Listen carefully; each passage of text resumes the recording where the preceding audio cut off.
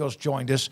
And then yesterday we mentioned Craig wasn't here, but the subdivision discussion, and the idea floated out by Charlie Baker, the NCAA president, and Paul stepped in it when he said that it seemed like across the board everybody kind of happy with it, at least the idea, but SEC Commissioner Craig Smoak wants to be the Grinch. Yeah, he said, why wasn't our board brought in with this conversation sooner? I mean, it seems like it's going to work out for his schools in that schools will be able to pay players whatever they want, but maybe there's some parts of it that he doesn't like. I don't know. Why? Because it wasn't his idea? I guess. I don't know. You know, Craig Smoak is a hell of a commissioner, got great power. What he did throughout the day Saturday, being a part of being on the air, lobbying for his teams, it worked. It might have worked anyway, but, you know, there are other people, and I know he doesn't think this way at times, but there are other people that also can make decisions.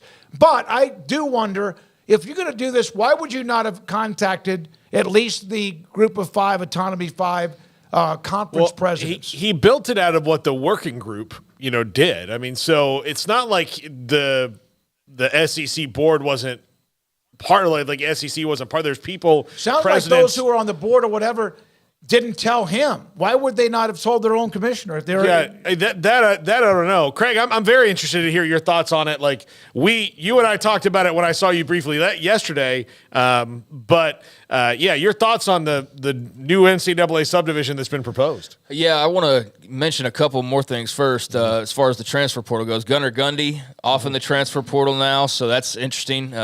Being, that his father's the head coach there at Oklahoma State, but he's now in the transfer portal, and Cincinnati picked up Brendan Sorsby from Indiana. So just a note there. I thought I mentioned that. Yeah, we mentioned Sorsby. Did he, Sorsby? Yeah. Okay. Yeah. Man, I'm so just that's all bear right. with me, man. Ladies and gentlemen, Craig Smoak with us on honestly, I don't remember hearing his name whatsoever. So, yeah, sorry, I was looking out for the Cincinnati fans, and we didn't ignore you guys. But as far as yesterday and the whole proposal and all of that, I mean, it just feels like we're rocket shipping towards that inevitability of, there being a hierarchy that's far more split than what we see right now with the Power 5, Power 4.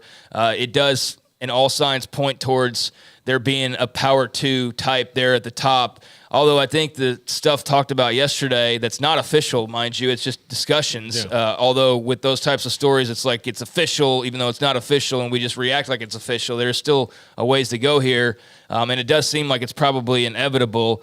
But it does allow room for other programs not in those two to be a part of it. You just better have your wallets ready. And so how many schools are going to be able to do that? How many schools will want to do that? That's what I'm most curious about if we get to that point, which it seems like we will, just based on the legal precedents and just kind of the way the wind has been blowing now for a while when it comes to the NCAA. But I don't know. I just I want to see more details on what exactly it would look like, because it doesn't sound like it would just be, here's the Big Ten and the SEC, and nobody else is allowed to be invited or allowed to take part. And that's not the case based on this. But again, how many can and will and would want to take part in that? They'll be fine. They'll all be making so much money that it's not even a question of whether or not they'll be involved. Although I know there's some that wonder, well, what about Rutgers, or what about, Northwestern, or what about those programs? Will they want to spend their money that way? All of that remains to be seen.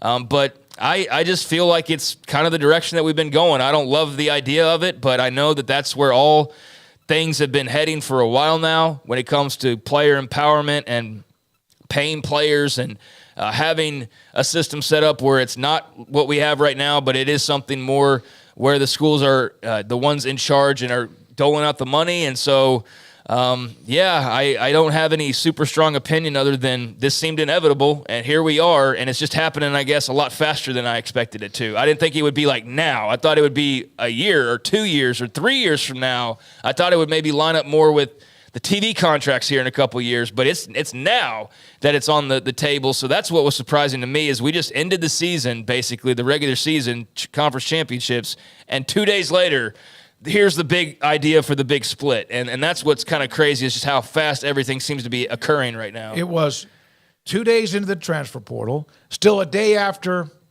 Sunday. It was, again, because of the transfer portal, there's NIL. Then you had this drop. At least it floated out there on the subdivision. Coaching changes. It was rather than, of course, Colin Klein. Speaking of Kansas State, by the way, note that they may have found Brandon Marcello. We talked to Brandon quite a bit, that they will promote offensive line coach Connor Riley to become the offensive coordinator.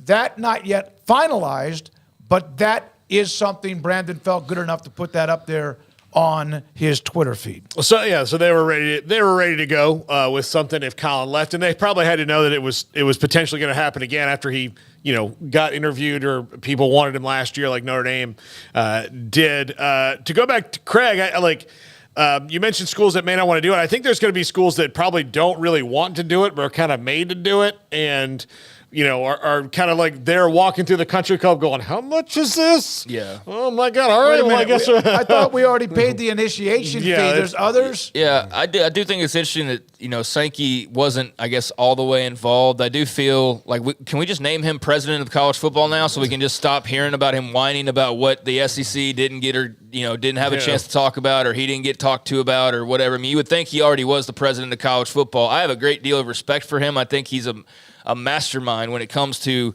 the sports landscape in the college ranks and could probably do great things beyond that. So I want to make that very clear.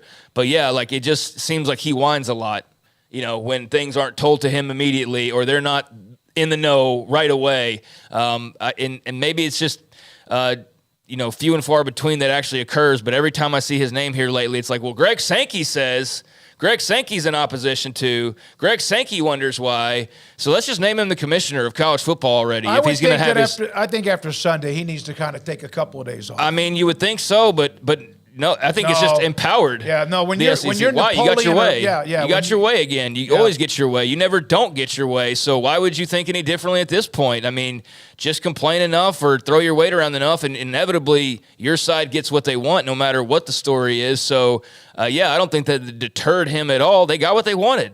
And now they'll be able to brag about, we had half the field because Texas technically counts, right? I'm sure that'll be a part of their feeling with this whole thing. But, it's a very interesting story. I know there's some that are already singing the funeral songs for half of the college football programs out there. Like, this is the end. We've been telling you the end's coming. I don't quite see it that way. I think there's a lot of people being a bit dramatic because there's a lot of details that need to come out. But there's no doubt that there is a split coming of some sort, and it's a question of what that's going to look like and who's going to be a part of it, and that is going to be fascinating to see play out here over the coming weeks and months. I said this yesterday, that you might have a few programs that do this, they're in, and yet they might go bankrupt in a way because they got to try to keep up with it. All right, when we come back,